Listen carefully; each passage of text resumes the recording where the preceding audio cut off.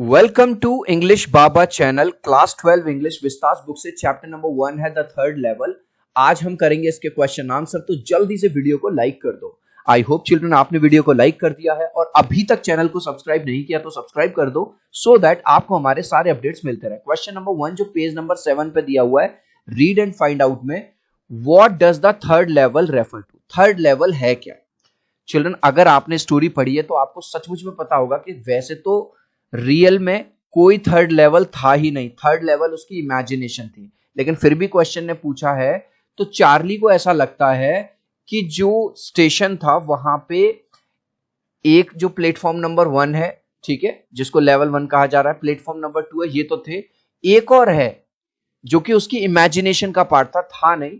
अब जो third level क्या है, आपने सबवे या अगर जो दिल्ली मेट्रो में या मेट्रो स्टेशन में अंडरग्राउंड जो स्टेशन बने होते हैं उसको कहा गया है। तो आंसर में देखो कैसे लिखेंगे, the third level refers to the subway. Subway मतलब अंडरग्राउंड रेलवे स्टेशन जो अंडरग्राउंड बने होते हैं, of grand central station that takes passenger to Galesburg. यानी कि जो चार्ली है उसको लगता है जो थर्ड लेवल वाला जो प्लेटफॉर्म है, जो सबवे है, वहां से वो वाली ट्रेन मिलती है जो पैसेंजर को कहां ले जाता है, गिल्सबर्ग ले जाता है। Next question, would Charlie ever go back to the ticket counter on the third level. क्या चार्ली कभी थर्ड लेवल पे जा पाएगा टिकट खरीदने के लिए, to buy tickets to Galesburg for himself and his wife, अपने लिए भी और अपनी वाइफ के लिए भी।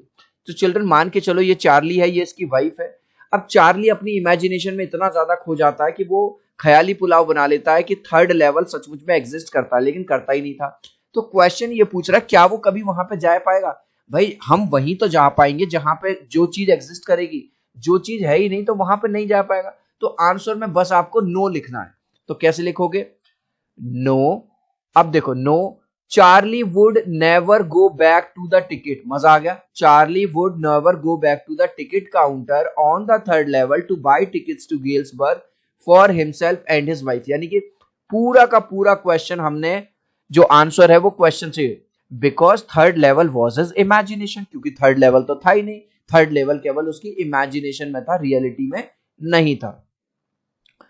Do you think the third level was a medium of escape for Charlie? Escape का मतलब होता है बच के निकलना।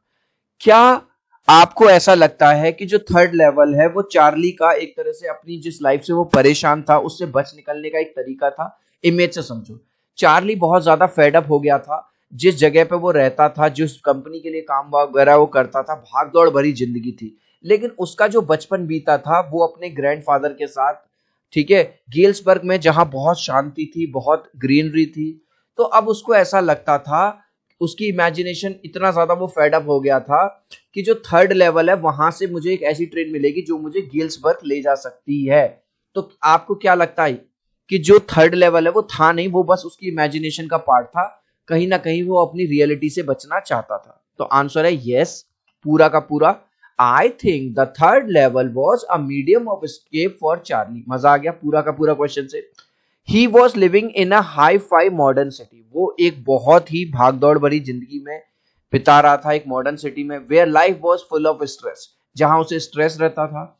ही used to miss the peaceful place where his grandfather live. और उसे बचपन का वो वाली जगह जो गिल्सबर्ग है वो याद आती थी, जहां बहुत ज्यादा शांति थी, हरियाली थी। The third level was मियर his imagination. तो थर्ड लेवल कुछ और नहीं, केवल उसकी इमेजिनेशन का एक हिस्सा था। What do you infer from Sam's letter to Charlie? Infer का मतलब समझ लो, इन्फर का मतलब है परिणाम निकालना या कंक्लूजन। आप जो सैम का जो लेटर आया था चार्ली को, उससे आप क्या कंक्लूजन निकालते हो? तो कंफ्यूज मत होना, सैम का एक्चुअली कोई लेटर नहीं आया, ये भी ख्याली पुलाव थे, ये भी उसकी इमेजिनेशन का ही एक हिस्सा था कि उसको लगा कि देखो सैम भी वहां पहुंच गया, अब तो मुझे भी वहां पहुंचना चाहिए, और सैम का भी लेटर आ गया है। उसको ये लगता था कि मैं टाइम ट्रेवल कर गया हूं। In fact there was no letter from Sam. Actually सचमुच में सैम का कोई लेटर आया ही नहीं था। Sam was just a very good and close friend of Charlie. Sam तो चार्ली का एक बहुत अच्छा और क्लोज फ्रेंड था। As we know that Charlie was living in, पूरा का पूरा देखो, जैसा कि हमको पता है चार्ली एक हाई फाई मॉडर्न सिटी में रह रहा था, where life was full of stress, he used to miss. अब देखो पूरा का पूरा ये वाला पार्ट जोड़ दिया है, ठीक है। हाई फाई मॉडर्न सिटी में रह रहा था, फुल ऑफ स्ट्रेस था, वो उस पीसफुल जगह को याद करता था जो अपने दादाजी के साथ, तो पूरी की पूरी वो वाली लाइन हमने ऐड कर दी। मजा आ गया। Even his letter was mere a part of his imagination, ये जो लेटर था ये भी उसकी इमेजिनेशन की एक उपज था, सचमुच में ऐसा सैम का कोई लेटर नहीं आया था। चिल्ड्रन, अगर मजा आ रहा है, वीडियो से वैल्यू मिल रही है, तो यार एक लाइक कर देना। जब आप वीडियो को लाइक करते हो, यूट्यूब के एल्गोरिदम को पता चलता है कि आपको इस चैनल की वीडियो अच्छी लगती है इंग्लिश बाबा की। 3 तक काउंट करूंगा, वीडियो को लाइक कर देना, 1 2 3। आई होप चिल्ड्रन आपने वीडियो को लाइक कर दिया है, चैनल को सब्सक्राइब कर दिया। इसके अलावा इंग्लिश बाबा का जो नया चैनल है एमसीक्यू चैनल, उस पे आपको सारे सब्जेक्ट्स के एमसीक्यू मिल जाएंगे। आज ही सब्सक्राइब कर लेना, क्योंकि क्लास 12th में हर सब्जेक्ट में आपके बोर्ड एग्जाम में एमसीक्यू क्वेश्चन भर भर के आने वाले। The modern world is full of insecurity, war, fear, worry and stress. आज की जमाने में बहुत ज्यादा इनसिक्योरिटी रहती है, ठीक है, और वॉर हो रहे हैं। अभी हमने देखा रशिया का वॉर चल रहा था, इंडिया पाकिस्तान का भी, ठीक है।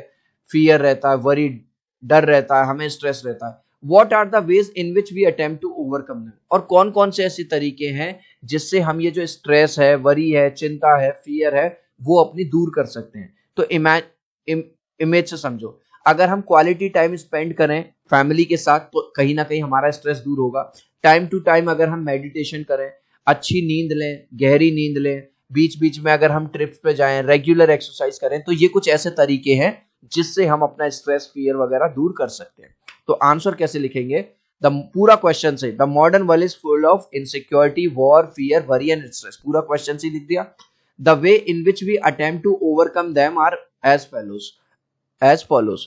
तो ये तरीके हैं जिनसे हम उबरने की कोशिश कर सकते हैं। इन तरीके, number 1, we try to spend time with our family and loved ones to reduce stress. यहां देखो पहला पॉइंट क्या था, अगर हम अपनी फैमिली के साथ, अपने लव्ड वन के साथ क्वालिटी टाइम स्पेंड करेंगे तो हमें काफी बेहतर फील होगा। Number 2, some people go for meditation for peace. कुछ लोग पीस के लिए क्या करते हैं? मेडिटेशन करते हैं। Number 3, sound स्लीप्स also help in leading stress free life. अगर हम गहरी नींद लेंगे, अच्छी नींद लेंगे, तो हमें स्ट्रेस हमारा कम हो जाता है। Taking a break from regular life and going on trips help people to overcome anxiety. अगर हम रेगुलर ब्रेक लेते रहेंगे, ट्रिप वगैरह पे जाएंगे, तो भी हमारी एंजाइटी कम हो जाएगी। Next, do you see an intersection of time and space in the story? अब देखो, सबसे पहले इसका मतलब समझो। Intersection of time and space का मतलब है टाइम ट्रेवल। चिल्ड्रन, आपने टाइम ट्रेवल वाला कॉन्सेप्ट पढ़ा होगा, मूवीज देखी होंगी, वेब सीरीज देखी होंगी। तो कहीं ना कहीं चार्ली को ऐसा लगता है कि मैं टाइम ट्रेवल कर गया हूं और दोबारा से पुराना टाइम वापस आ रहा है और अब मैं दोबारा से गिल्सवर्थ जा सकता हूं, जबकि सचमुच में ऐसा कुछ भी नहीं हुआ था। तो आपसे ये पूछ रहा है, क्या आप सचमुच में इस चैप्टर में कोई टाइम ट्रेवल वाला कॉन्सेप्ट देखते हो? तो आंसर है यस, हम देखने को मिलता है, क्योंकि जो चार्ली है वो अपनी इमेजिनेशन में चला गया था, 3rd लेवल तक उसने इमेजिन कर लिया था, पुरानी करेंसी उसने इमेजिन कर ली थी, यहां तक कि उसको लगने लगा कि सैम का भी मेरे पास एक लेटर आ गया है। तो आंसर कह रहे हैं yes, we see an intersection of time and space in the story. हमें इस स्टोरी में टाइम का और स्पेस का जो इंटरसेक्शन है वो दिखाई देता है। At first we see in present there were only 2 levels of Grand Central Station, but there was 3rd level in past. एक तो हम ये वाली बात देखते हैं कि अगर प्रेजेंट की बात करें चैप्टर में, तो केवल 2 ही लेवल थे, लेकिन पास्ट में 1819 में वहां 3 लेवल हुआ करते थे। Charlie and his wife Louisa live in present, yet we find that Charlie rushes to get old currency. जबकि चार्ली और उसकी वाइफ जो है लुइजा, वो प्रेजेंट में रह रहे हैं, लेकिन फिर भी हमें ये देखने को मिलता है कि चार्ली इतनी जल्दबाजी करता है, कहीं से भी मुझे ओल्ड करेंसी मिल जाए ताकि मैं 2 टिकट्स खरीद सकूं गिल्सवर्थ जाने के लिए, ठीक है, 1894 की। तो यानी कि प्रेजेंट भी देखने को मिलता है और हमें टाइम ट्रेवल पास्ट भी देखने को मिलता है कि वो पास्ट में जाने की कोशिश करता है, ठीक है। अब इस लास्ट क्वेश्चन का आंसर आप मुझे दोगे कमेंट सेक्शन में, देखूंगा कितने बच्चे राइट आंसर देंगे। सो आई होप मेरा ये वीडियो आपको बहुत अच्छा लगा होगा। प्लीज वीडियो को लाइक कर देना, चैनल को सब्सक्राइब कर देना। अब हम मिलते हैं अगली वीडियो में। Bye bye.